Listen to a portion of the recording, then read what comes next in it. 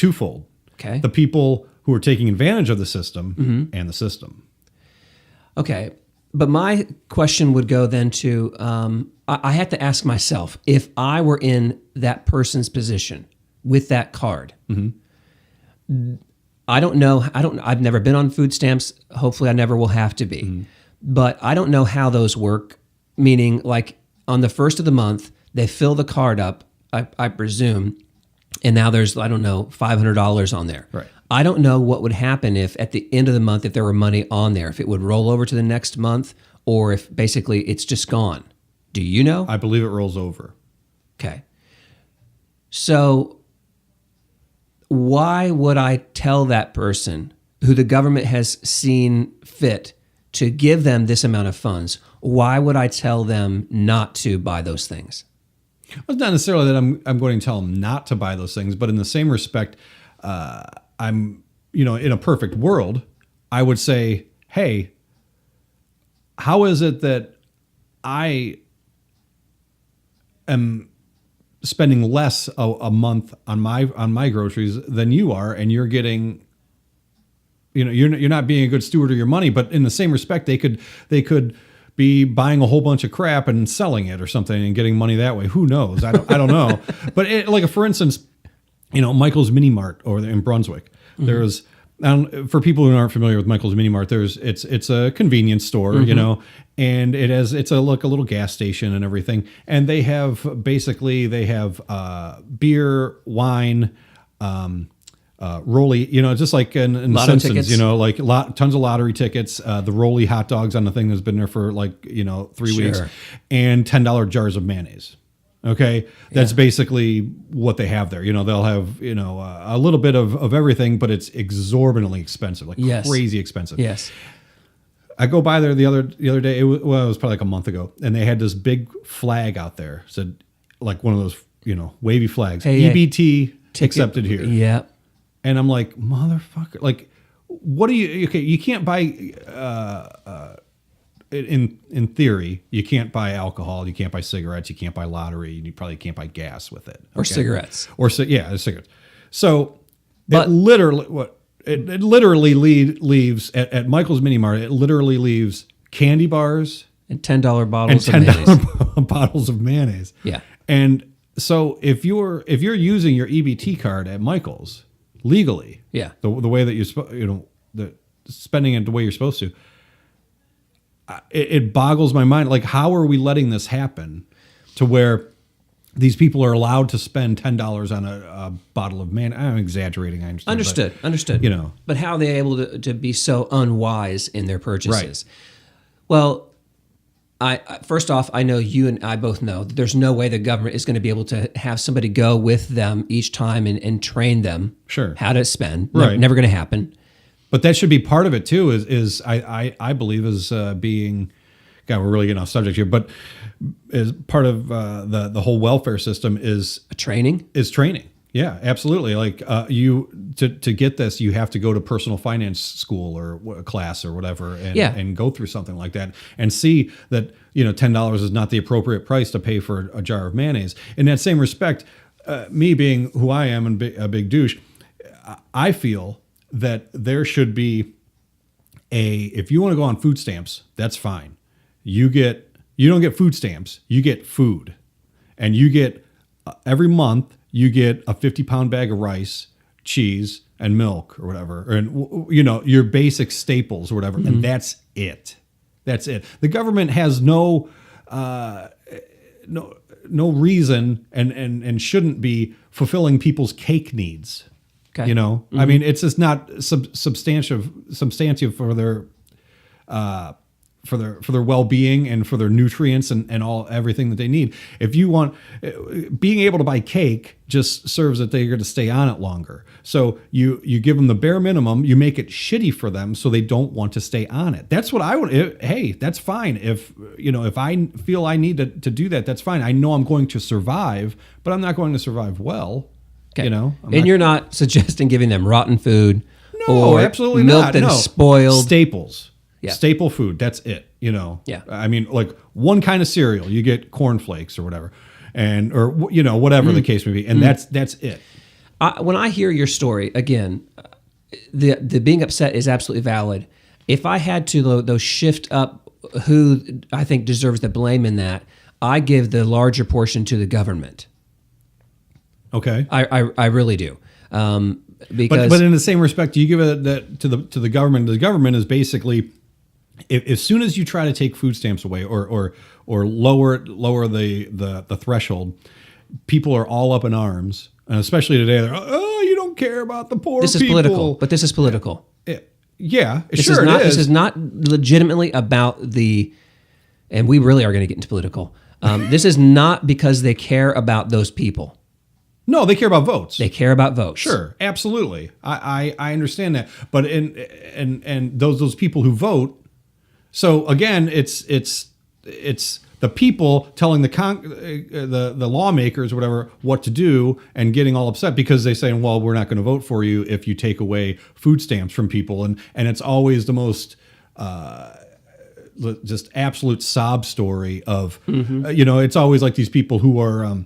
I saw this, I'm on this political page, Medina Debates Politics or something on Facebook, and somebody had posted this article about how the border agents were out there kicking down water jugs because people leave water jugs for all of the illegals that come across the border for them, and they leave water jugs and food and stuff so that the people survive and right across the border. And they can get all this stuff, and it shows like the border agents tearing them down and taking them down and everything. And people are, there's conservatives, liberals on there, and the conservatives are like, "Good, that's great."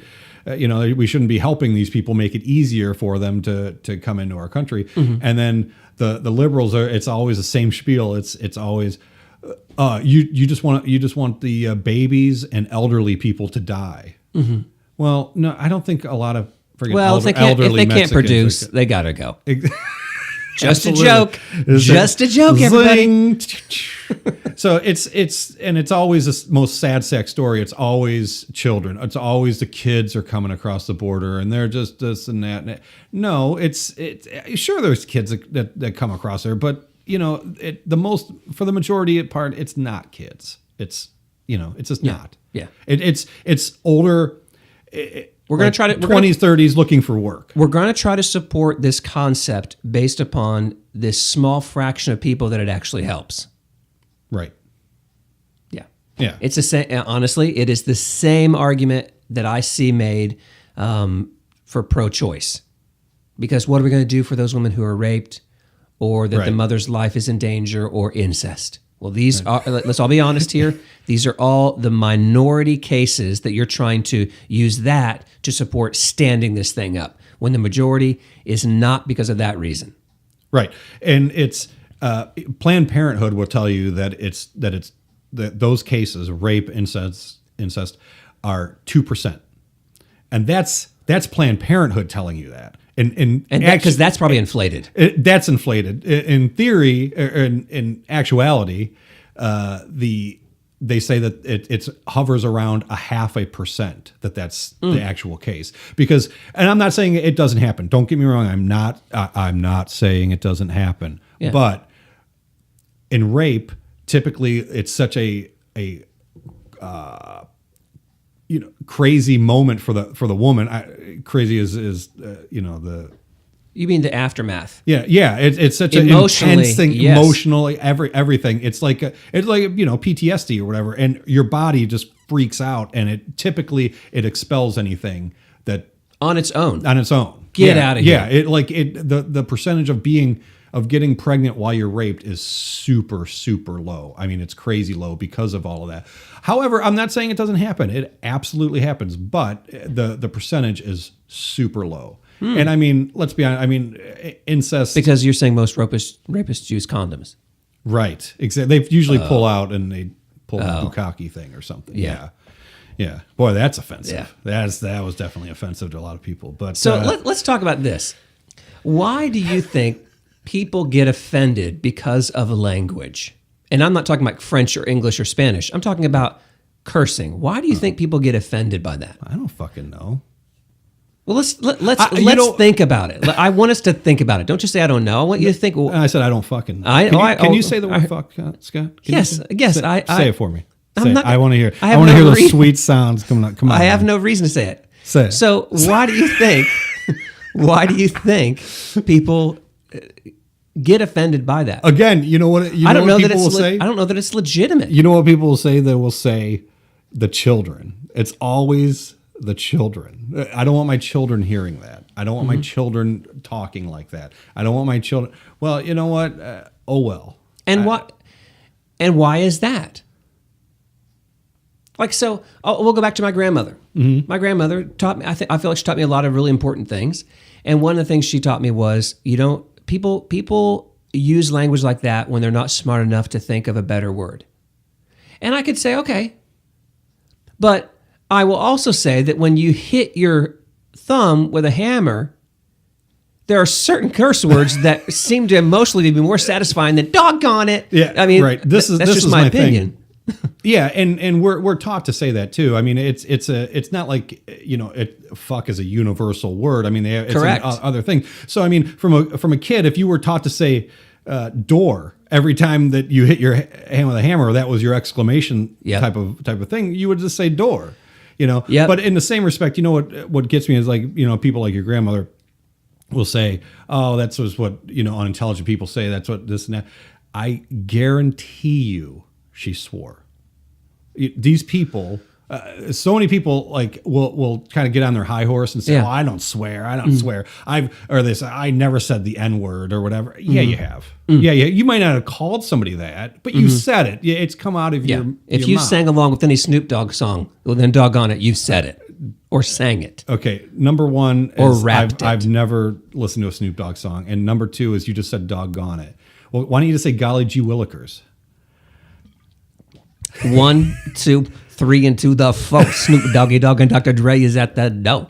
I'm out. Really, come on, California Dude, Love. No, that was Dr. Dre and I only know Snoop Dogg from Trailer Park Boys.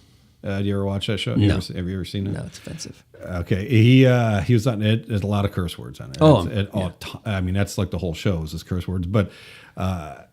Yeah, Snoop Dogg was on there? He was on there, yeah. Huh. Yeah, and he brought like weed to the trailer park. Sure, you know, that type of thing. But. All right. So I would like to talk though a little bit more about this thing about why do you believe people get offended by that? And is offended the right word? Why swearing? Why does a certain word upset people? I don't know, man. I'd love to know because it really doesn't offend me. I mean, it's certain times, like in the workplace, the other day at work, somebody had told me about this guy. We had just hired a whole shit ton of people. Yeah. I'll say that's a metric term. But, so this guy's out there and he's out there in the smoking area. Yeah. Which the smoking area at work is beautiful. Okay, all these flowers. It's a very beautiful place and everything. And it boggles my mind how they're constantly about you got to be healthy and you get this. You get discount on your insurance if you're healthy and this and that and everything. And then they make this beautiful. Again, it's like the welfare thing. If you make it nice, they're going to keep doing it. Make it shitty so that they should cover the place in manure and be like people are like fuck this. I'm not going to go smoke. I'll just give up smoking to try and dissuade them from doing it. Yeah, not to make it so inviting. Right? They make shit flavored cigarettes. People aren't going to smoke those. But so this guy's out there and he's constantly he's just F this, F that, F this, and you're a brand new guy, and all these people. This is where everybody smokes, so it's not just the schlub workers like me. It's the higher executives and everything. All these people are out there, and this guy's like, I just like to say fuck, like really loud, and I'm like, I was told this, and I'm like, oh my god, like people have no decorum. Like you got to know when and where. Yeah, exactly. I mean, I feel comfortable. I could say it here around you or whatever, but I'm not gonna. And I do at work and everything. But when I'm in, say, a meeting with management or lower middle management or something, when I'm in a meeting like that, I'm not going to say that. But back to your point, why? Why am I not going to say that? Because am I afraid that it's going to offend him? Am I afraid that it's going to am I afraid I'm going to get fired? Yeah. I mean, why? I don't know. I mean, I've heard my bosses say that before, like my boss's boss's boss, if you can follow that. There's lots of bosses at work. Yeah. But he's a pretty high executive, and he'll run around there and he'll say, I'm the HMFIC, the head motherfucker in charge, and blah, blah, blah. He's actually said that, a lot. And I'm like, wow, how do you still have a job? I just don't get it. But some of these guys, they can get away with it. I don't know. I don't get it. Yeah, I don't understand it either. I think that as society, we have made a decision, like George Carlin, the 7 words I think you can't say on TV. We've made this decision as a society.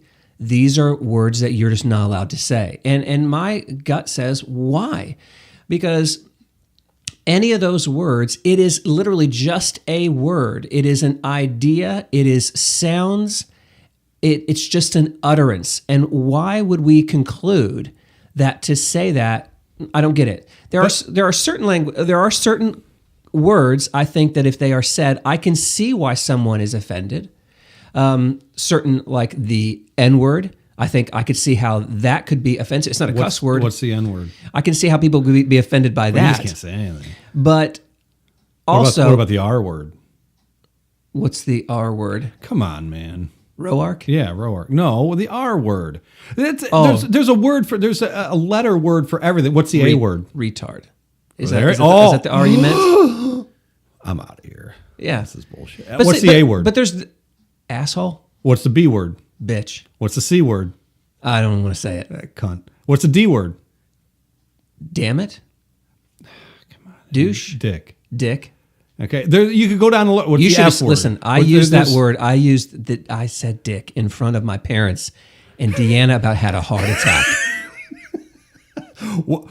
In what text did you use? I said I wasn't trying to be a dick. Okay. I was saying that whatever it was, in this case, in here, I wasn't trying to be a dick, and she gave me a talking to a little later. But I would it be better if you just said you weren't trying to be a Richard? They wouldn't have got that, but yeah.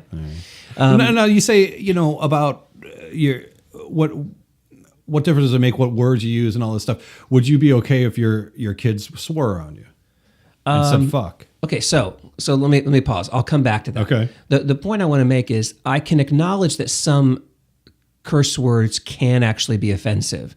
I know a lot of people are very bothered by someone taking the Lord's name in vain. Mm-hmm. That's for a religious purpose. I get that one.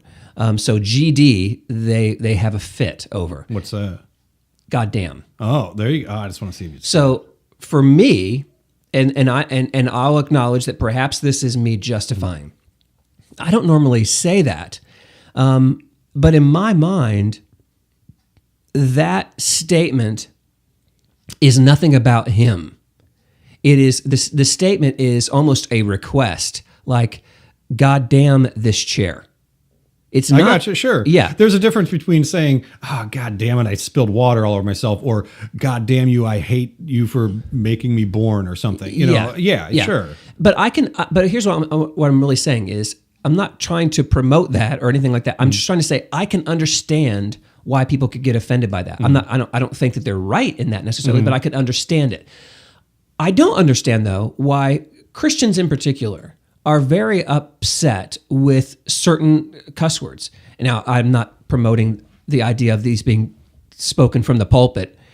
Turn to effing John 3. I'm not suggesting that. I would go to that church. I believe you would. I'm not promoting that. But what I am promoting is why do Christians get so upset? This comes from an actual place, Jeff. I don't know if you knew this or not. Okay. Remember when George Michael died? Oh God, yeah. Yeah? Yeah. So you were upset. You're still upset. So, I am still sad when George died. But I went on Facebook, and I went on Facebook. Wow. Cried. And I think I did tear up a little bit because I was talking I went live and people were asking me about George Michael, and they asked me something, and I made this reference. I said about George Michael. I said something along the lines of, "Meanwhile, this poor son of a bitch, blah blah blah blah blah."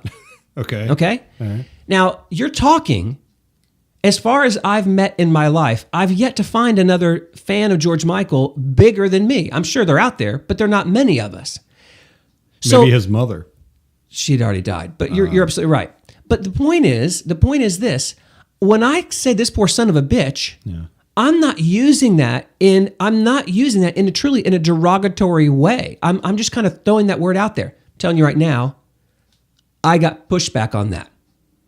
Well, yeah, you typically son of a bitch. And here, okay, because of that term, because they that offended people. And I don't understand. I cannot understand why. Because typically, it's not necessarily the word bitch or son of a bitch. It's that phrase is used typically in a derogatory manner. Of it would be the same way of you saying this jerk. Or when Trump said these sons of bitches should all be fired. Sure, we're speaking to the NFL guys who are protesting. Right. Yeah. I can almost guarantee you, though. Yeah. Here's what offends me. The person who reached out to me because it offended me that I said that, were you equally offended when Trump said it? I don't know. I don't know who did it. I didn't. I know they weren't. God, but that offends me. Yeah. That upsets me that you're going to call me out. Now, maybe it's because you hold me to a higher regard or a higher standard. Like, Scott, you're a Christian and you should not use that. Donald Trump, he's hell on wheels. So I would expect that out of him. Maybe that's what it is. But at the end of the day, I still cannot wrap my mind around. It makes no sense to me, like, why that is so offensive to you. Well, I don't get. I just think personally, I think that's a kind of a weird terminology to use to somebody who you liked. Like when you say son of a bitch, like this poor son of a bitch, typically I would reserve that to the fact of, a person who was walking and texting at the same time and got hit by a car and it was kind of like their own fault, like this dumb son of a bitch, that's just me personally. But did you dislike that person? Did you even know that person? No, I didn't know the person. No.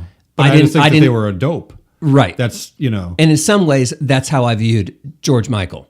Oh. Okay. How did he die again? He died in his sleep. Drug overdose? Nope. No. AIDS? Nope. I was expecting all those things, but it was something with his liver. He had He had a very, very fatty liver. Oh. Okay. And it clogged his arteries, and he died in his sleep. Or at least that's what they tell us. Yeah, that's what they tell us. I'm not even kidding. I really wonder. He probably had an impacted colon. But I don't think he had AIDS, because when you see Freddie Mercury toward the end of his life, he was very emaciated, very thin. Right. George, before he died, had blown up. He was the exact opposite. He was huge. All right, so, here's a question, personal question here. Say George Michael is still alive. Mm-hmm. Okay, who would you rather meet, George Michael or Bono? George Michael. Really? Especially today. Why especially today? Because you know he's going to die? No. Oh. Bono has really rubbed me the wrong way over the last. Really? Yeah. Why you hate African kids? Nope. See, that's what it's all about. He's all about helping the African kids. Nope. And you just hate kids, don't you? See, It's all about the kids and elderly too. It's about Trump, and it's not because I love Trump. It's because of the position that he has taken that is offensive to me. What position is that? I'll be happy to answer that. So the question that we're trying to ask each other right now, at least, is what offends you? And the thing something that offends me is when only one side of the story is proclaimed as truth. Ah, okay, I'll give you that. And I could see that. And I'm going to tell you right now, it's what happened just last Sunday at church. Whoa. And I was offended then, almost walked out. And I'm going to tell you right now, surprise listeners, I won't be back. Now, it's not because of that one thing. There are a number of things that have offended me, and this is just a culmination of those that are like, I'm not going to go back. But during this sermon, it was presented from the pulpit, and in the Christian world, oftentimes the pulpit carries a great amount of weight. Whatever is said here is true. Right. And so from that position, for only one side of the story to be presented on an issue deeply offends me. Whether they're talking about theology, like the only way you can be saved is this, or you have to do this, that offends me. Okay.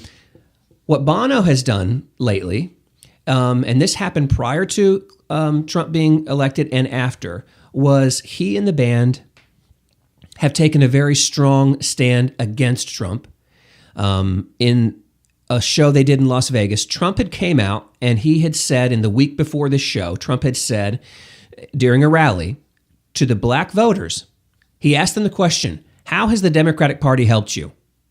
Look, I want you to think back to like the 60s, 70s, whatever. How has that party really done something to improve your group? And the answer, and so his question was, so what do you have to lose by voting for me? I remember that. How can it get much worse? That's a funny stance. Yeah. Like, hey, what do you got to lose? What do you have to lose? Sure, yeah. And I hear you. And I can understand that. Yeah. So Bono and the boys come out in Vegas at this show, and they start playing that clip. And it's during their song Desire. And Bono, and so he says, what do you got to lose? And Bono keeps yelling and singing, everything. You have everything to lose. So, and now here I am, a 48-year-old man. I'm no longer the 17-year-old kid who just wanted to get Bono tattoos all over my body. I'm able to think for myself a little bit. I'm thinking, yeah, you live where again? You're from where? Yeah, you're in Dublin. Right. Okay. The picture of freaking peace. And you want to sit here and tell me. So that was the first thing. And so after that happened, I was able to go, all right, well, maybe I can get through this. Maybe I can get through this. Meaning maybe I'll still be able to handle you too. Because then you mean the band, not me. Yes. Okay. So then they announced they were going to be doing the tour, the Joshua Tree 2017, because it was the 30th anniversary of the album. And I'm thinking, and I'm honestly now thinking, do I want to go? Is this going to be something that I can sit through? And so we are going somewhere, Jeff. This is a long story, so ask me questions. No, all right, I don't want to bore you. No. So I really asked myself, am I going to be able to do this, especially when I paid the amount of money I did for this ticket? Sure. That's offensive. The amount of So money you'd already paid for the ticket? I was trying to determine if I was going to do it or not. Okay. Because I'm thinking, it's going to really piss me off if I pay all this money and you get there and you use this opportunity to just sit there and rail against Trump. Right. And again, it's not because I'm a Trump guy. Right. I wouldn't. No, I hear you. Yeah, I wouldn't want to go see Kid Rock or Ted Nugent if all night they're going to sit there and just rail against Obama. Listen, just play agree. Cat Scratch Fever or Wabba Wabba Wabba, whatever the song was by Kid Rock. Ba with the ba. Yeah, okay. That's what I paid. I don't need to hear you, okay? Wabba wabba. Yeah, so it's not me against that. They have the right. I hear all that, but I don't.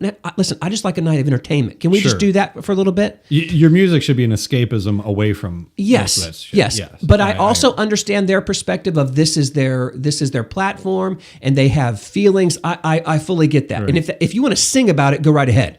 It's the in between chatter that I don't care for. Sure. Nonsense. So I finally thought, all right, I'm gonna roll the dice. I wanted my kids to see them, so we go, and in the whole show there was references to it like, well, we really need.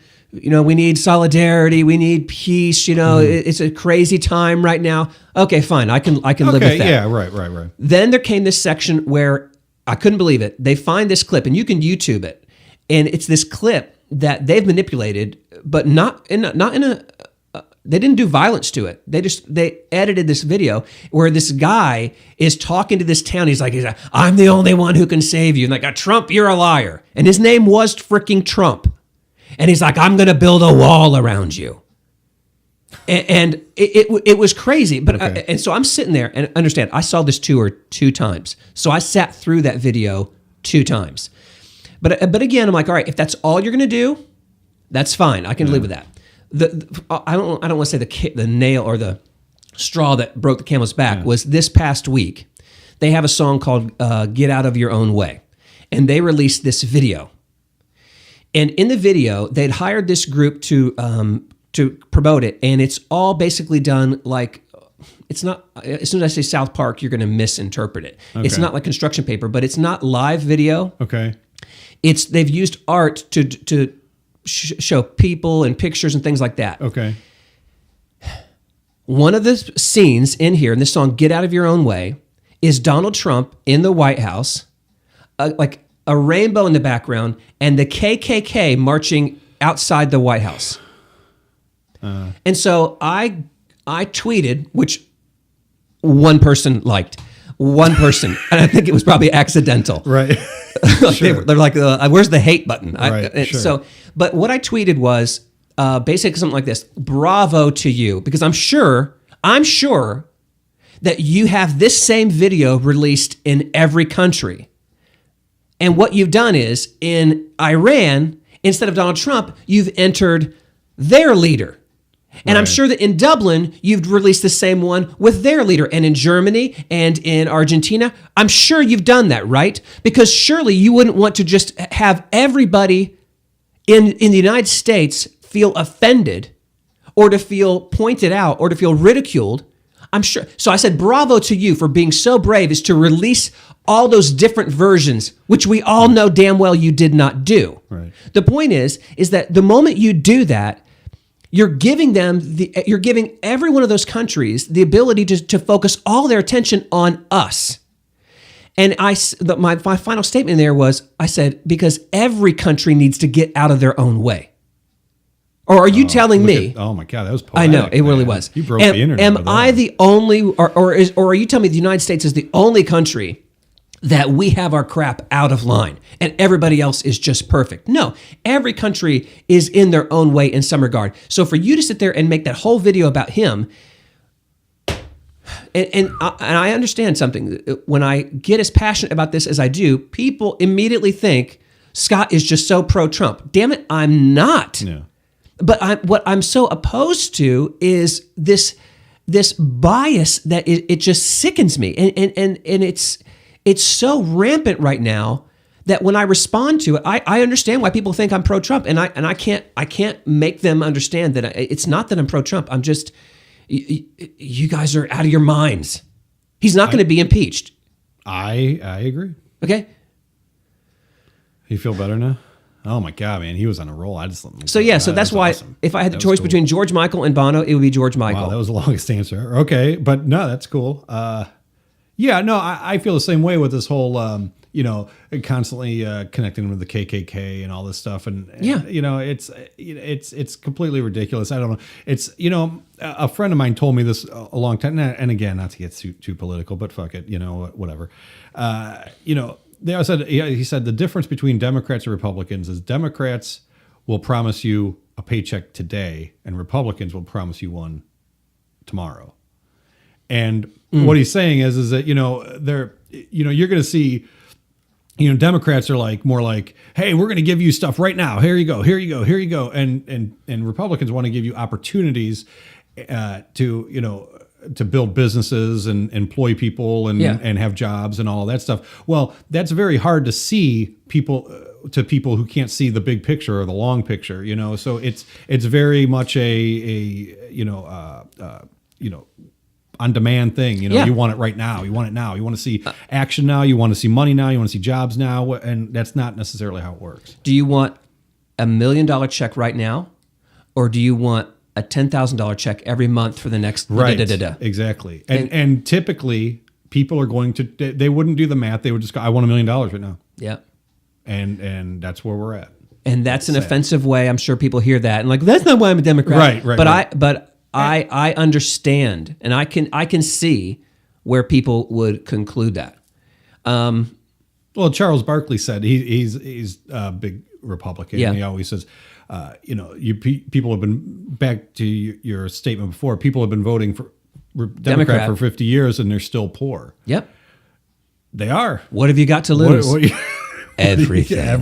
Everything. That free Obama phone, you're going to lose it. I know. Sure. Yeah. So now that you're a little calmed down here from that and everything, I'm sorry, man. I maybe you don't want to go into this, but I want to know what happened at church. Can you talk about this or no? Yeah, I think I can talk about it.